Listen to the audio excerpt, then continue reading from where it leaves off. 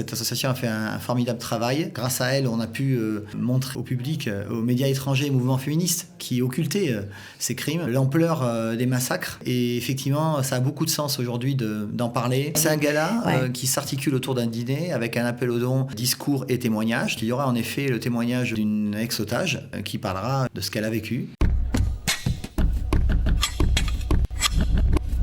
Depuis le 7 octobre, nous le savons tous, les viols ont été un sujet de préoccupation permanent dans la société israélienne. En février 2024, la RCCI a publié un rapport glaçant en listant toutes les exactions qui avaient été commises en Israël depuis le 7 octobre sur les femmes et sur les hommes. Pourquoi je vous parle de ce sujet ? Bien, tout simplement parce que nous recevons ce matin Samuel Guélem qui a décidé d'organiser une action de soutien à cette association qui en a bien besoin vraiment.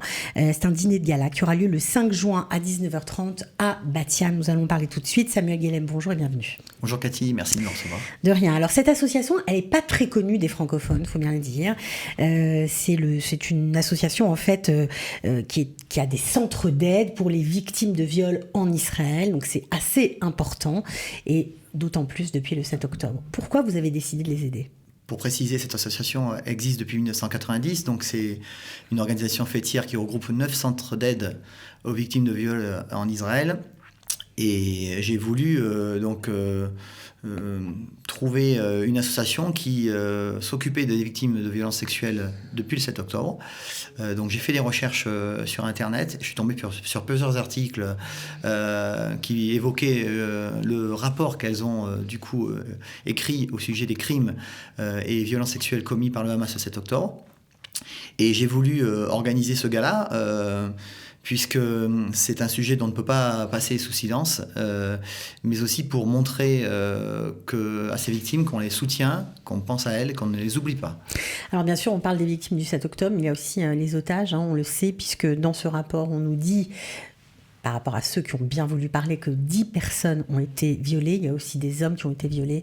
On sait que les exactions commises dans les kibbutzim ont été terribles. Il y a eu des viols en réunion, comme on dit, des viols collectifs devant les enfants, devant les parents.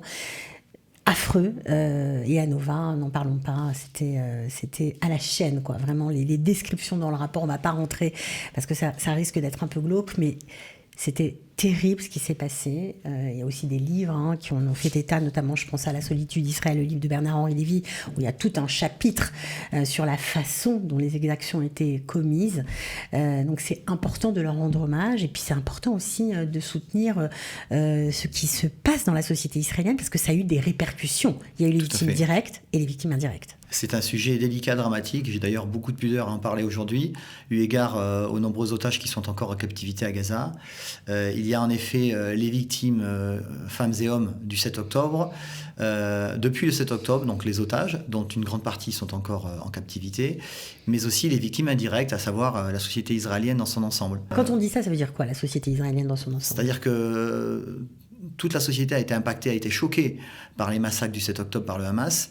Et donc ça a créé un climat anxiogène, donc de l'anxiété, des crises d'angoisse, du stress post-traumatique, et qui peut parfois se transformer en violence familiale et conjugale. Il y a une recrudescence de la violence, violences familiales en Israël. Au cours des 6 premiers mois du conflit, les centres d'aide ont recensé plus de 25 000 appels, dont 8 000 nouveaux cas d'agression sexuelle.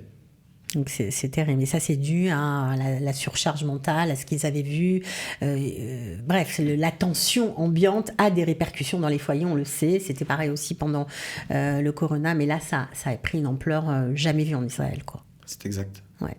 Donc c'est important de les soutenir. Alors est-ce que des témoins vont être présents dans cette soirée qui, je le rappelle, est un dîner, c'est un dîner de gala. Alors c'est un gala qui s'articule autour d'un dîner avec un appel aux dons, discours et témoignages. Donc il y aura en effet le témoignage d'une ex-otage qui parlera justement de ce qu'elle a vécu. L'idée, c'est vraiment d'exposer en toute franchise à la communauté francophone, puisque j'organise ce gala au nom de la communauté francophone. C'était important aussi pour moi de montrer que notre communauté savait se mobiliser et être unie pour ne pas passer sous silence ces exactions, mais aussi pour soutenir les victimes. Ouais, c'est très important. Donc, évidemment, je vais quand même donner l'adresse. Ça aura lieu le 5 juin 19h30 au Centre communautaire francophone de Batiam, qui se trouve au 19 rue Sokolov. Alors, c'est pour tout le monde, en fait. C'est pour tous les francophones. Vous avez réussi à faire l'union avec tout le monde, en fait. On a eu beaucoup de chance, effectivement, d'avoir le soutien de l'ensemble de la communauté de Batiam, à savoir les 3 synagogues francophones franco-israéliennes qui sont Tfilat Achim, Shalom Ve'erut et Bet Rabat francophone. Je les remercie. On a aussi la chance d'avoir la présence de personnalités publiques, d'invités de marque, comme le consul général de France à Tel Aviv, monsieur Mathieu Clouvel-Gervaiso, le maire de Batiam, Zvi Cabrot, la marraine de la soirée qui est Nathalie Nagar, journaliste d'I24 News, qui a accepté tout de suite. On a William Zerbib qui sera notre animateur de Tandem TV. Puis pour ceux qui aiment la musique, je crois que vous avez... On a la chanteuse franco-israélienne Esther Getch qui a participé à Kochavaba, le casting de l'Eurovision Israël 2025, et qui sera accompagné par un chanteur-musicien talentueux du nom de Moïse, qui nous vient tout droit des Philippines. Voilà, qui est génial.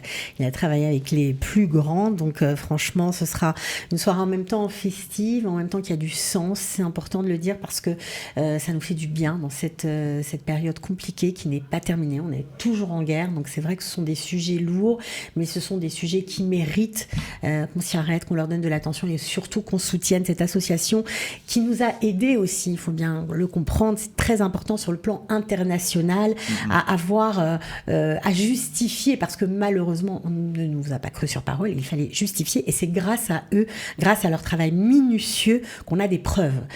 Parce que c'est vrai que beaucoup sont morts, donc c'était très compliqué à prouver.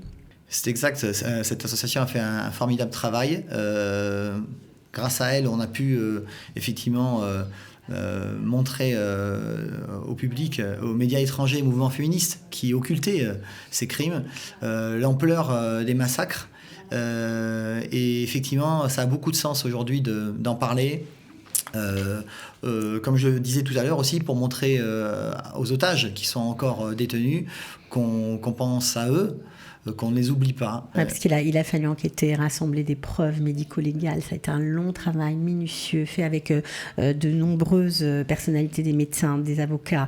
Vraiment, c'était pas simple, mais ils y sont arrivés. Et ça, c'est franchement, rien que pour ça, vraiment, on leur doit une fière chandelle. C'est très, très important pour nous, pour notre avenir, et puis pour, on va dire, pour les victimes, parce que elles sont mortes, ok, mais dans des circonstances terribles. On ne peut pas oublier ça, on leur doit. Les victimes du 7 octobre, d'ailleurs, il faut le préciser, il reste très peu de survivants.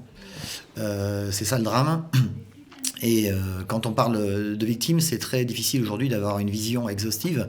D'une part parce que tous les otages ne sont pas encore revenus, mais aussi, comme vous le savez peut-être, la plupart des victimes mettent souvent plusieurs années, voire plusieurs décennies, avant de trouver la force de parler de leurs agressions sexuelles. Ouais, très, très peu ont parlé, très peu ont même voulu se confier, même si c'était sous couvert de l'anonymat total. Donc c'est pas facile d'amener justement des preuves et de raconter ce qu'il s'est passé. Donc en tout cas, c'est tout à fait à votre honneur. Vraiment bravo pour organiser ce dîner de gala en soutien à cette association ARCCI. Vraiment, j'espère que vous serez nombreux pour montrer que les francophones savent monter au créneau dans ce genre de situation. Ce sera une belle soirée. Et puis si vous me permettez, je voudrais remercier aussi nos partenaires. Ah oui. La table de Caro et Steph, c'est 2 filles formidables qui ont monté leur entreprise de traiteurs il y a plusieurs mois. Et ça, c'est génial parce que ce sont des francophones qui font travailler d'autres francophones. Et qui vont nous concocter un superbe dîner.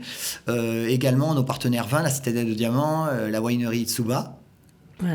Et un ami, donc Auriel Lti, qui nous a réalisé ce superbe flyer. Voilà, bon bah écoutez, en tout cas tout est dit, on n'a plus qu'à réserver, je donne le numéro 053 708 31 98. Merci d'avoir été avec nous. Merci beaucoup Cathy. Et puis j'espère que vous arriverez à faire encore et encore parler de cette association formidable. Merci.